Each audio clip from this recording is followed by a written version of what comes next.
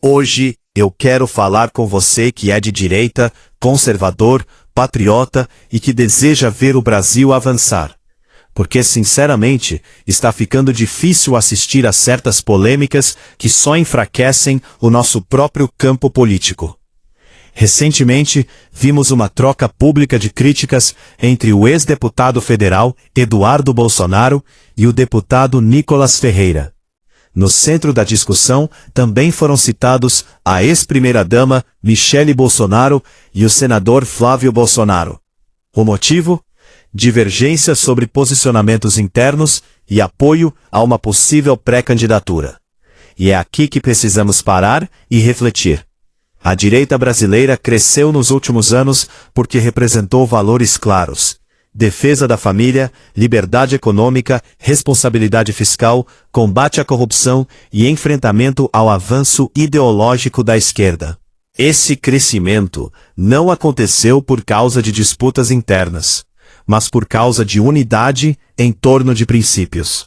Bom dia, primeiramente, obrigado por falar aqui com a imprensa. Queria que o senhor falasse com a gente sobre essa visita ao presidente Bolsonaro, como é que foi, principalmente, as articulações e, claro, a visita, sua sensação com relação ao estado do Bolsonaro dentro da Papuda. Antes de mais nada, eu vim visitar um amigo, queria conversar com ele, saber primeiramente como ele está, fisicamente, espiritualmente, né, mentalmente. Então, deu para perceber, né, que ele tem crise de soluço que intercala, né, um dia após o outro, principalmente decorrente da facada. E, obviamente, entramos em questões políticas, não somente, né, de Minas Gerais, mas de outros estados. A gente tem trabalhado para poder construir algo melhor, principalmente em Minas, no sentido dos nomes, tanto para Senado quanto para governo, porque a gente não quer correr o risco, né, de maneira alguma, de entregar o estado para a esquerda ou para o PT, como foi anos anteriores no nosso estado. Então, foi uma conversa, enfim, boa, de construção, e não é uma união somente da direita, né, é uma união pelo Brasil. Acredito que não somente a direita, né, tem sido prejudicada pelos desmandos do STF, do Lula. Então essa eleição é muito importante. E os problemas, né, que acontecem, né, nos partidos, eu acho que acontecem em qualquer outro partido. Eu acho que a gente tem que ter maturidade, sabedoria para poder compreender que o que a gente está enfrentando agora e o que a gente vai enfrentar futuramente, ele é muito maior do que qualquer divergência interna que a gente possa ter.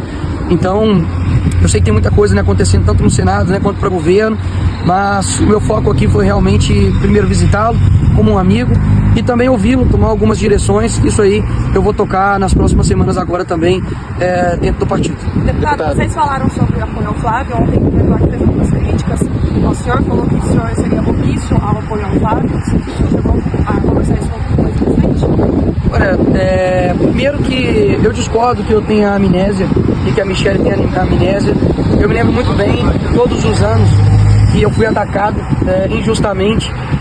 E diante das situações, né, que estão acontecendo, nós temos o pai dele preso, sofrendo dificuldades de saúde. Você tem as pessoas do dia 8 presas e precisando da derrubada do veto à dosimetria. Você tem o STF envolvido em diversos escândalos. Você tem o Lula literalmente fazendo de tudo para poder destruir esse país. E a prioridade é nos atacar. Então isso diz muito mais sobre ele do que a mim.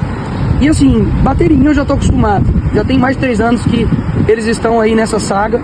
Mas, sabe, deixa a Michele viver o calvário dela. Ela, acima de tudo, é uma esposa. Ela é uma mãe que tem que cuidar de uma filha, que está vindo aqui todos os dias preparando alimento para o marido dela, de 70 anos, que está preso injustamente. Então eu acho que o Eduardo não está bem.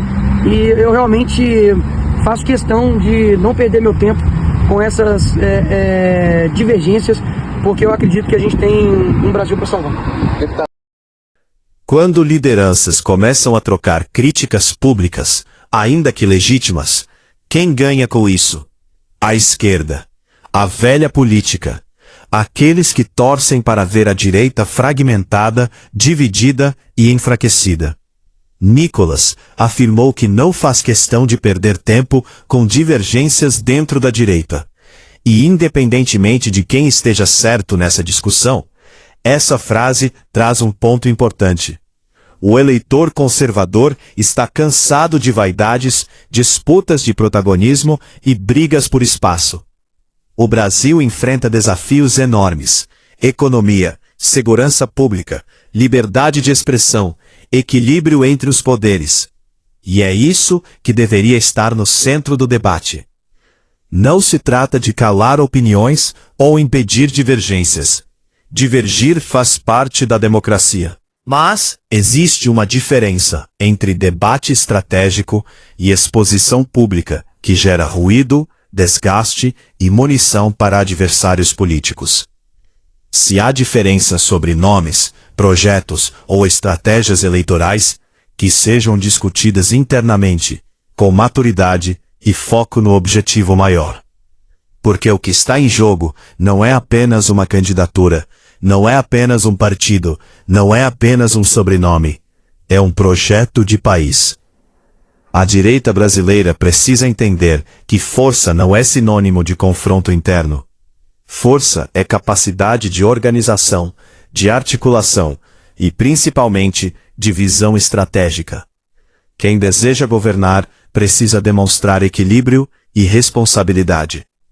O eleitor observa tudo, e quando vê desentendimentos públicos, começa a questionar. Se não conseguem se organizar entre si, como vão organizar o país? O momento exige grandeza, exige maturidade, exige menos emoção e mais estratégia. A política é feita de alianças, de diálogo e de construção coletiva, não de disputas que fragilizam o próprio campo.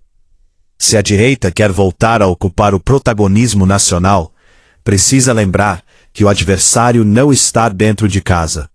O verdadeiro embate é ideológico, institucional e eleitoral.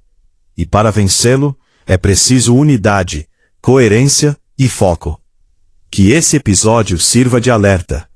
Que seja um ponto de reflexão. Porque o Brasil precisa de uma direita forte, mas acima de tudo, inteligente.